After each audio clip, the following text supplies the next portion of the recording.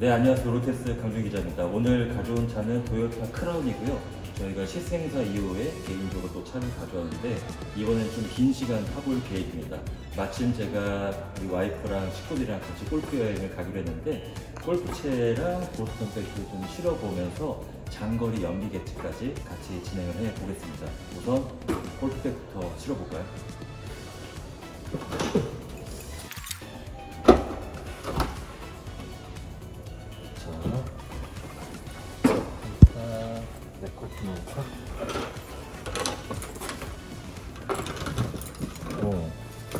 충분한데?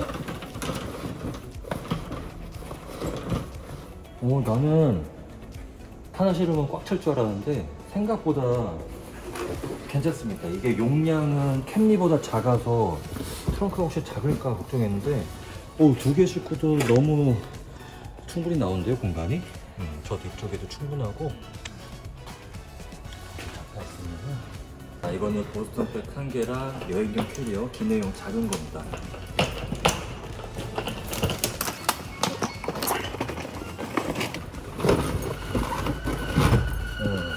저게 충분히 들어가고 자 이렇게 충분하죠? 이제 가보겠습니다.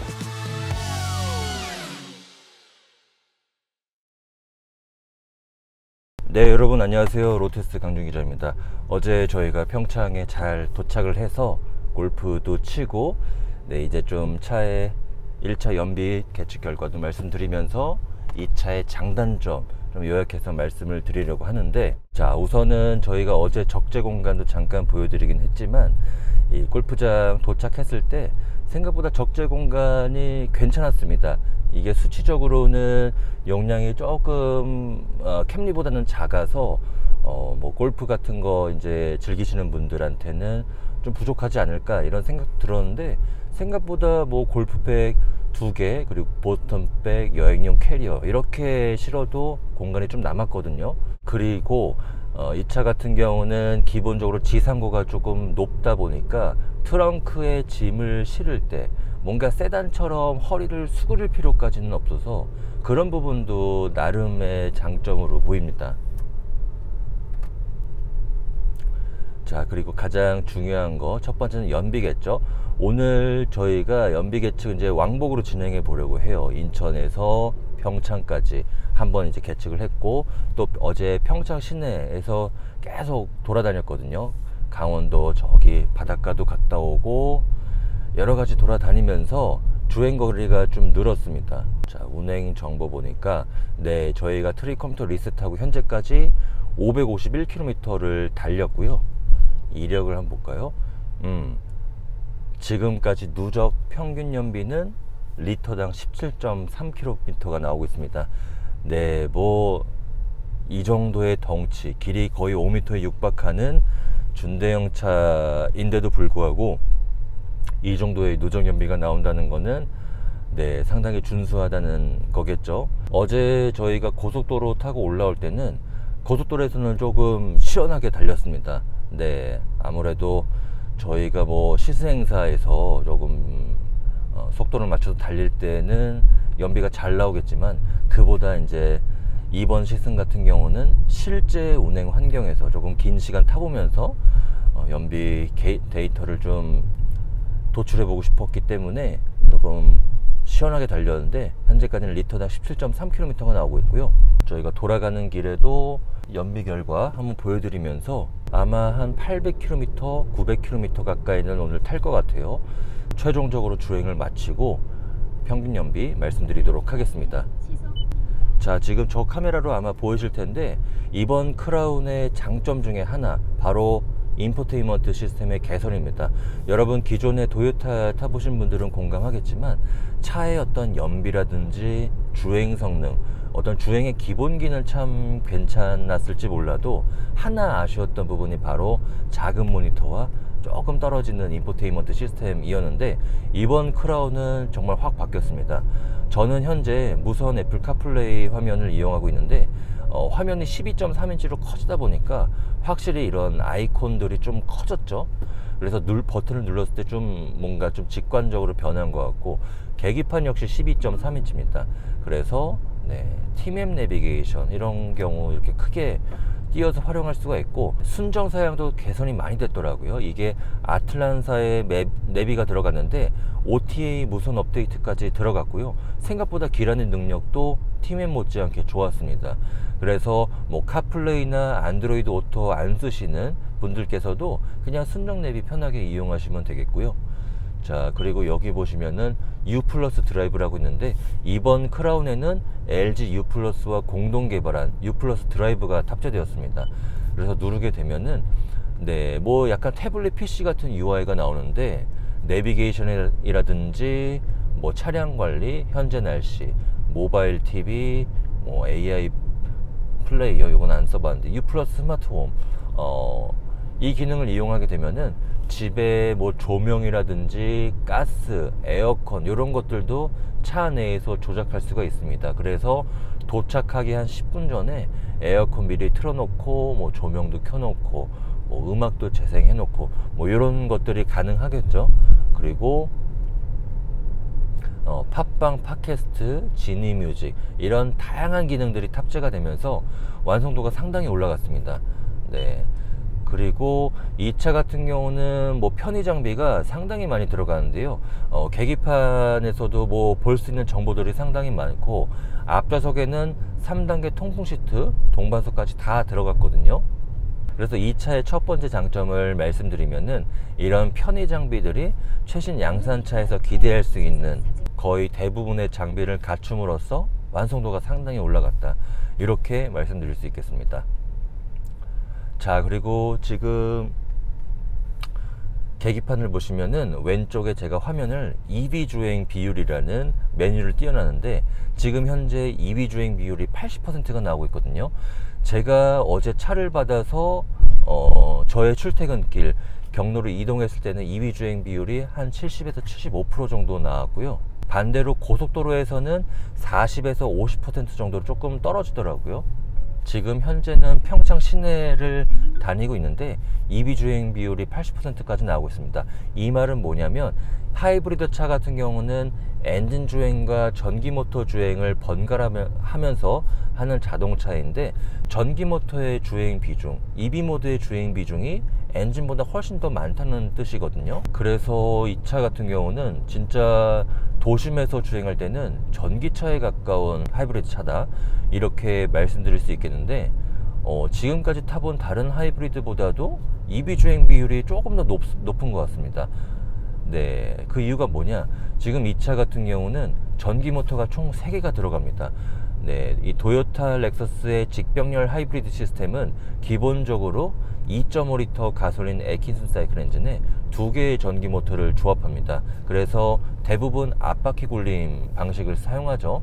근데 지금 이 차 같은 경우는 도요타의 전기식 4륜구동 시스템인 E4가 들어갔습니다. 이 E4는 일반적인 뭐 다른 브랜드의 상시 4륜구동 시스템하고는 차이가 있습니다. 일반적인 AWD 시스템은 엔진의 힘을 뒷바퀴에 나눠줄 수 있는 가운데 긴 원통형 쇠막대기 같은 드라이브 샤프트가 들어가고 트랜스퍼 케이스가 들어가거든요. 반면에 이 차 같은 경우는 그 2개의 장비가 없습니다. 대신에 뒷차축에 3번째 전기 모터를 달아서 필요에 따라서 뭐 가속 성능을 빠르게 끌어낼 때나, 아니면 눈길이나 빗길 같은 미끄러운 도면 주행 또는 언덕길을 등판하거나 이럴 때는 시스템이 순간적으로 판단을 해서 뒷차축에 전기 모터를 굴려주거든요. 그래서 뒷바퀴에 힘을 더해주는 원리입니다. 그래서 일반적인 AWD와 비교하면은 무게중가가 크지 않습니다. 그래서 연비 하락도 크지 않고요. 또한 뒷좌석 가운데 바닥도 비교적 평평하게 다듬을 수가 있습니다. 그래서 4륜구동 시스템에 옵션이 있는 차라고 하면은 이 옵션을 넣느냐 빼느냐, 이게 연비 때문에 좀 고민이 많이 되실 것 같은데, 이 차 같은 경우는 4륜구동 시스템이 더해져도 연비 하락이 거의 없다, 이렇게 되면은 고민이 좀 덜어지는 측면이 있겠죠. 물론 이 차는 E4 4륜구동이 기본으로 탑재가 되었습니다. 자, 지금 EV 주행 비율은 84%까지 올라갔는데, 네, 확실히 제가 이런 좀 중저속 구간을 다닐 때는 엔진이 켜졌을 그런 비중이 그렇게 많이 느껴지지가 않습니다. 그리고 전기 모터가 3개가 되면은 가장 큰 장점 중에 하나는 저는 회생제동 시스템이라고 생각하거든요. 자, 보통 다른 브랜드의 하이브리드는 전기 모터가 하나에서 2개 정도 사용하는 경우가 일반적인데, 지금 이 차 같은 경우는 개수가 많죠. 그래서 주행 중에 전기 모터를 발전시켜서 배터리를 충전하는 속도도 굉장히 빠르고요. 그리고 감속도는 제동할 때, 그때도 이제 전기 모터가 발전기로 변하는데, 이 개수가 많다 보니까 회생제동할 때 걷어들이는 에너지의 양도 상당히 많거든요.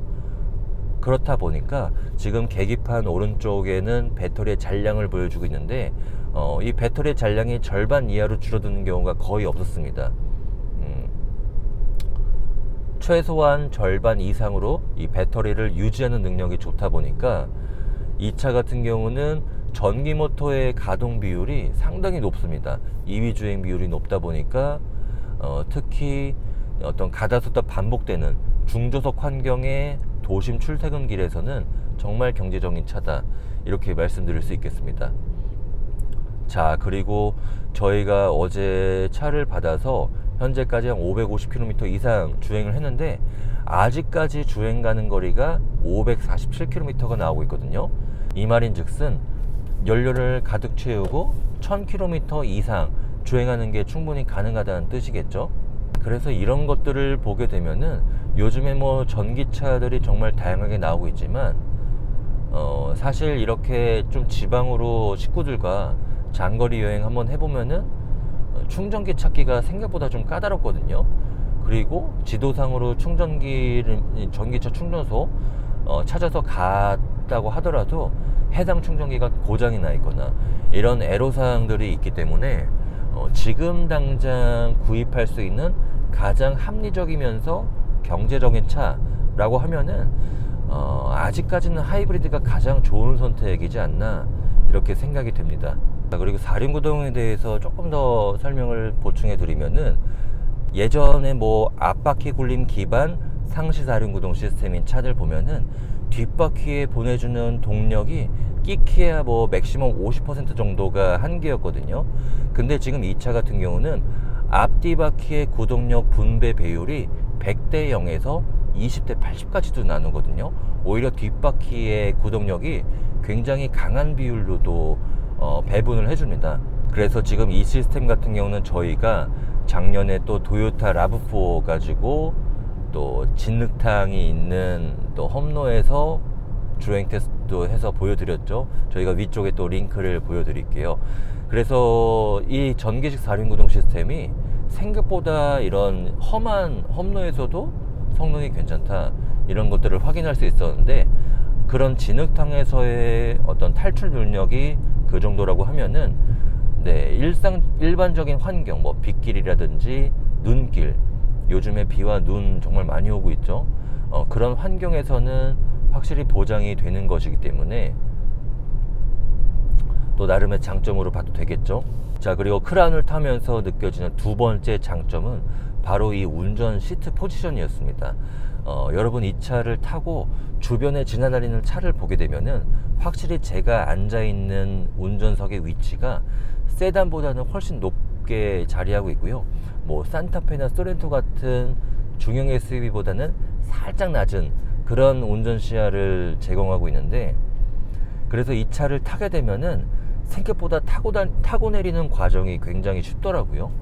보통 이제 남자 성인분들께서는 세단을 탈 때 몸을 좀 가득 이렇게 움츠리면서 타야 되는, 그게 조금 단점으로 봐도 되겠죠. 조금 불편할 때가 있는데, 반대로 이 차 같은 경우는 시트 포지션이 높다 보니까 제가 엉덩이만 쓱 하고 들이밀면은 자연스럽게 승차가 되는 그런 모습을 발견할 수 있는데, 이게 생각보다 굉장히 편하더라고요. 그리고 운전 자세가 조금 높다 보니까 주변 시야도 세단을 탔을 때보다는 훨씬 쾌적하고, 그러면서 머리 공간은 또 충분히 확보를 해주는 그런 차이기 때문에 타고 내리는 과정과 주변 시야가 상당히 쾌적하다, 이렇게 말씀드릴 수 있겠습니다. 그러면서 이 시트의 착자감도 상당히 괜찮은 편이고요. 통풍 시트도 적용됐다는 거. 그리고 세 번째 장점은 바로 승차감과 정숙성입니다. 여러분 뭐 도요타 하이브리드 차, 그리고 렉서스 하이브리드 모델, 이 다양하게 경험해 보신 분들은 공감하실 것 같은데, 이 도요타와 렉서스가 가장 구별될 수 있는 지점 중에 하나가 바로 정숙성입니다. 라브4라든지 캠리를 타게 되면은 연비는 좋지만 어떤 풍절음이나 바닥 소음이 조금 들어오는 편이거든요. 근데 지금 이 차 같은 경우는 굳이 비교를 하자면 캠리보다는 렉서스 ES에 가깝습니다. 정숙성이 상당히 뛰어난데 뒤에 탔을 때도 굉장히 조용하더라고요. 그 이유 중에 하나가 이 트렁크의 방음에서도 발견할 수 있었는데, 보통 대중 브랜드의 차를 타게 되면은 트렁크 쪽의 방음은 트렁크 천장 쪽을 보게 되면은 생철판이 그대로 노출된 경우가 많거든요. 근데 이 차 같은 경우는 트렁크 천장까지 방음 소재로 꼼꼼하게 방음을 해놨습니다. 그래서 이런 것들이 맞물려서 실내 정숙성이 거의 뭐 렉서스 ES와 비슷한 수준으로 느껴지거든요.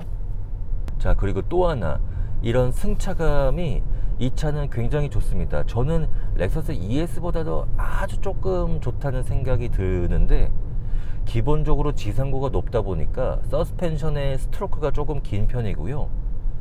그리고 이게 참 놀라운 게, 이 차는 21인치 휠이 적용이 되었는데도 불구하고 승차감이 굉장히 부드럽습니다. 굉장히 나긋나긋하면서 부들부들한, 그러면서 제가 코너를 좀 과격한 스피드로 들어갔을 때는 자세가 그렇게 한쪽으로 무너지지는 않는 그런 설계가 들어갔기 때문에 기본적인 이런 승차감이나 주행 안전성은 상당히 만족스럽습니다. 서스펜션 스트로크가 이렇게 긴데도 불구하고 바깥쪽으로 무너지지 않는다. 이거는 플랫폼에서도 이유를 찾을 수 있는데, 이번 크라운은 도요타 TNG 플랫폼, 모듈형 플랫폼이 적용이 되면서 이 플랫폼 같은 경우는 저중심 설계가 들어갔다고 합니다. 그래서 서스펜션의 스트로크도 길고 운전석의 포지션도 높은 차지만, 지상고도 높은 차지만 저중심 플랫폼이 들어갔기 때문에 자세는 또 안정적으로 잡아준다. 이렇게 정리해서 말씀드릴 수 있겠습니다. 자, 그리고 최신 양산차에서 기대할 수 있는 소위 반절 주행 시스템들, 어댑티브 크루즈 컨트롤, 차선 유지 보조, 차선 이탈 방지, 이런 시스템들 전부 다 기본으로 들어갔고요. 다른 도요타보다도 더 발전한 부분도 있었습니다. 바로 코너링 스피드 조절하는 시스템인데, 어댑티브 크루즈 컨트롤을 한 시속 100km로 맞춰놨을 때, 여러분 고속도로 뭐 커브 구간 이런 데 들어갔을 때, 그때는 운전자가 시스템을 해지해서 속도를 조금 줄이고 코너를 통과를 해야 되는데, 이 차 같은 경우는 시스템을 해지할 필요가 없습니다. 코너를 만났을 때는 시스템이 자동으로 판단을 해서 자연스럽게 속도를 줄인 상태에서 코너를 돌아나가 주기 때문에, 이런 부분에 있어서는 기존의 어댑티브 크루즈 컨트롤보다 조금 더 발전된 부분이라고 할 수 있겠죠. 자, 지금까지는 장점 위주로 말씀을 드렸는데, 근데 또 세상에 장점만 있는 차는 어디 있겠습니까? 네, 이 차도 저희가 긴 시간 타보면서 단점도 몇 가지 느낄 수 있었는데, 첫 번째는 소재 부분에 있었습니다. 자, 이 차는 도요타의 플래그십 모델이죠. 크라운, 굉장히 오래된 차인데 모니터도 커지고 장비 수준도 높아지고 이런 부분들은 참 만족감이 높아졌는데, 근데 가장 플래그십 모델인데도 불구하고 소재가 그렇게 고급스럽다는 느낌은 받지 못했습니다. 그래서 전부 다 지금 검은색으로 마감이 되어 있는데 가죽의 질감은 상당히 괜찮거든요. 운전대나 시트 이런 부분은 상당히 좋은데, 저는 기어 레버 주변이나 대시보드 이런 데에는 뭐 플라스틱을 사용하더라도 요즘에는 뭐 알루미늄의 느낌을 입힌다든지 나무 느낌을 입힌다든지 이런 것들이 상당히 발전이 되어 있거든요. 그래서 트림의 구성을 조금 다양하게 해줬으면 어땠을까 하는 아쉬움이 조금 있고요. 그리고 두 번째는 트렁크 해치 열리는 방식이었는데, 공간적인 부분에서는 뭐 아쉬운 부분이 전혀 없었지만, 근데 이 차 같은 경우는 저희가 이제 골프 치러 가서 딱 트렁크 열어서 캐디가 이제 골프백을 빼주는데, 트렁크 버튼을 눌렀을 때 해치가 끝까지 자동으로 열리지도 않고요. 그냥 살짝 열리는 상태에서 한 번 더 잡고 올려줘야 되는데, 이게 조금 수고스러운 면이 있고, 그리고 전동 트렁크도 탑재가 안 되어 있다는 거, 이 부분은 조금 아쉬웠습니다. 반면에 차를 타면서 이 차 같은 경우는 앞쪽에 도요타 엠블럼이 적용되어 있지 않고 크라운의 왕관 엠블럼이 적용이 되어 있죠. 그리고 디자인도 조금 크로스오버 형태의 독특한 차다 보니까 확실히 골프장에 가서도 조금 시선을 많이 받는 그런 측면이 있었습니다. 희소성도 있고, 또 이 차 같은 경우는 브론즈 컬러가 굉장히 독특하기 때문에 굉장히 내가 조금 세련된 차를 타고 있구나, 아니면 내 취향이 조금 느껴지는, 다른 사람들이 봤을 때 그런 부분이 있구나 하는 것을 좀 느낄 수 있는 그런 부분도 있었습니다. 말이 좀 꼬이네. 자, 그래서 저희가 1차 연비 테스트 결과 평창 시내를 달리면서 이 차의 장점과 단점 위주로 말씀을 드렸는데, 자, 오늘 저녁에는 이제 다시 계양까지 돌아가면서 저희가 한 300-400km는 주행을 할 것 같거든요. 그래서 2차 연비 개측까지 한 다음에 다시 한번 연비 결과 말씀드리도록 하겠습니다. 네, 돌아가는 길은 강원도 평창에서 출발해 인천 계양까지 약 200km가량 주행을 했습니다. 그래서 2박 3일간 개측한 이번 여정의 총 주행거리는 703km, 최종 연비는 평균 20.6km를 기록했습니다. 이어지는 2부에서는 장거리 고속도로 위주의 이번 개측과는 다르게 인천 계양에서 서울 강남까지 실제 저의 출근길에서 정체 구간 위주의 연비 개측 결과를 보여드리고자 합니다. 그럼 2부도 기대해 주시길 바랍니다. 감사합니다.